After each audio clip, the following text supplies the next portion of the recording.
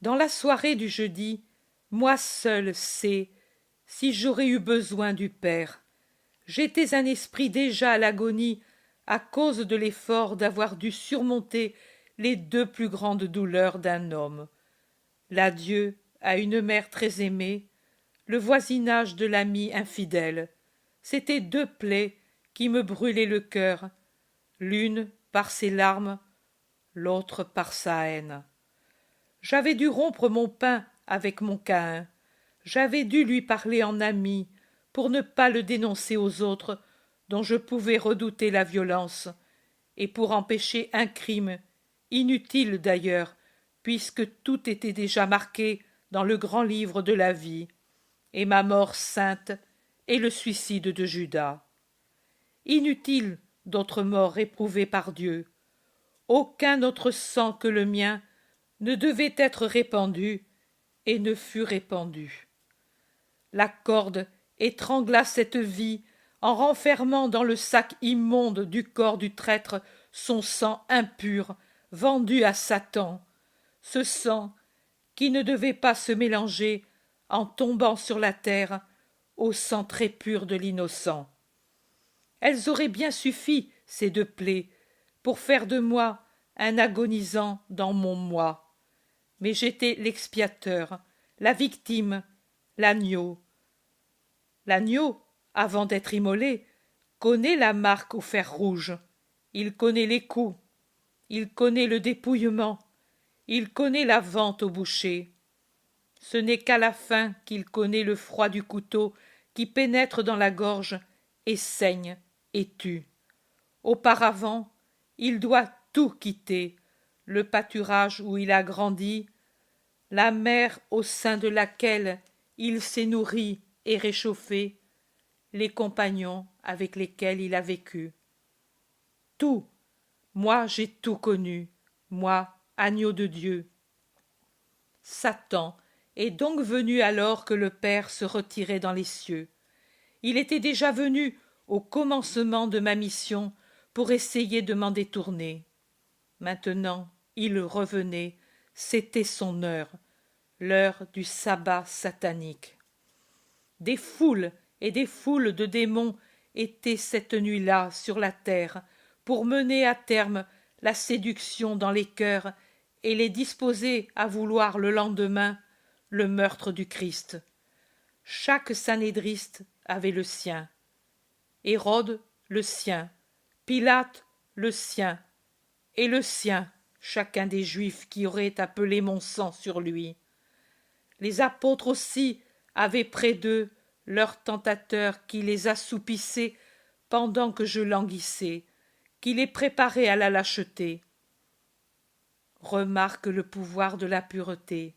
Jean, le pur, fut le premier de tous à se libérer de la griffe démoniaque et revint tout de suite vers son Jésus et comprit son désir inexprimé et m'amena Marie. Mais Judas avait Lucifer, et moi j'avais Lucifer, lui dans le cœur, moi à mon côté. Nous étions les deux principaux personnages de la tragédie, et Satan s'occupait personnellement de nous. Après avoir amené Judas au point de ne plus pouvoir revenir en arrière, il se tourna vers moi. Avec sa ruse parfaite, il me présenta les tortures de ma chair avec un réalisme insurpassable. Au désert aussi, il avait commencé par la chair. Je le vainquis en priant. Mon esprit domina la peur de la chair. Il me présenta alors l'inutilité de ma mort, l'utilité de vivre pour moi-même sans m'occuper des hommes ingrats. Vivre riche, heureux, aimé, vivre pour ma mère, pour ne pas la faire souffrir, vivre pour amener à Dieu, par un long apostolat, tant d'hommes qui, une fois que je serais mort, m'auraient oublié, alors que si j'avais été maître, non pas pendant 3 ans, mais pendant des lustres et des lustres, j'aurais fini par les pénétrer de ma doctrine. Ces anges m'auraient aidé à séduire les hommes. Est-ce que je ne voyais pas que les anges de Dieu n'intervenaient pas pour m'aider? Ensuite, Dieu m'aurait pardonné en voyant la moisson de croyants que je lui aurais amenée. Dans le désert aussi, il m'avait poussé à tenter Dieu par l'imprudence. Je le vainquis par la prière. Mon esprit domina la tentation morale. Il me présenta l'abandon de Dieu. Lui, le Père, ne m'aimait plus. J'étais chargé des péchés du monde. Je lui faisais horreur. Il était absent. Il me laissait seul. Il m'abandonnait aux moqueries d'une foule féroce, et il ne m'accordait même pas son divin réconfort. Seul, seul, seul, à cette heure, il n'y avait que Satan près du Christ. Dieu et les hommes étaient absents parce qu'ils ne m'aimaient pas. Ils me haïssaient ou étaient indifférents. Je priais pour couvrir par mon oraison les paroles sataniques, mais ma prière ne montait plus vers Dieu. Elle retombait sur moi comme les pierres de la lapidation et m'écrasait sous sa masse. La prière qui, pour moi, était toujours une caresse donnée au Père, une voix qui montait et à laquelle répondaient la caresse et la parole paternelle, maintenant elle était morte, pesante, lancée en vain contre les cieux fermés. Alors j'ai senti l'amertume du fond du calice, la saveur du désespoir. C'était ce que voulait Satan, m'amener à désespérer pour faire de moi son esclave. J'ai vaincu le désespoir, et je l'ai vaincu par mes seules forces, parce que j'ai voulu le vaincre, avec mes seules forces d'homme.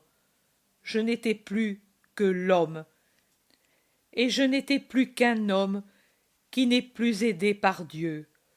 Quand Dieu aide, il est facile de soulever le monde lui-même et de le soutenir comme un jouet d'enfant. Mais quand Dieu n'aide plus, même le poids d'une fleur est une fatigue. J'ai vaincu le désespoir et Satan son créateur, pour servir Dieu et vous, en vous donnant la vie.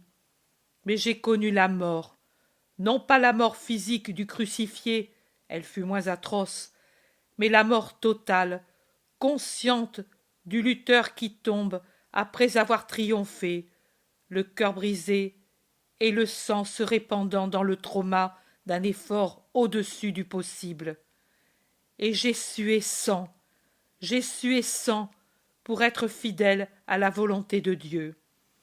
Voilà pourquoi l'ange de ma douleur m'a présenté l'espérance de tous ceux qui sont sauvés par mon sacrifice comme un remède à ma mort. Vos noms, chacun a été pour moi une goutte de remède infusée dans mes veines pour leur redonner tonus et fonctionnement. Chacun a été pour moi la vie qui revient, la lumière qui revient, la force qui revient. Dans les tortures inhumaines, pour ne pas crier ma douleur d'homme, et pour ne pas désespérer de Dieu, et dire qu'il était trop sévère et injuste envers sa victime, je me suis répété vos noms. Je vous ai vus, je vous ai bénis depuis lors. Depuis lors, je vous ai porté dans mon cœur. Et quand pour vous est venue votre heure d'être sur la terre, je me suis penché du ciel pour accompagner votre venue, jubilant à la pensée qu'une nouvelle fleur d'amour était née dans le monde et qu'elle aurait vécu pour moi. Ô mes bénis, réconfort du Christ mourant, ma mère, le disciple, les pieuses femmes entouraient ma mort, mais vous aussi y étiez. Mes yeux mourants voyaient, en même temps que le visage déchiré de ma mère, vos visages affectueux, et ils se sont fermés ainsi, heureux de se fermer, parce qu'ils vous avaient sauvé, ô vous qui méritez le sacrifice d'un Dieu.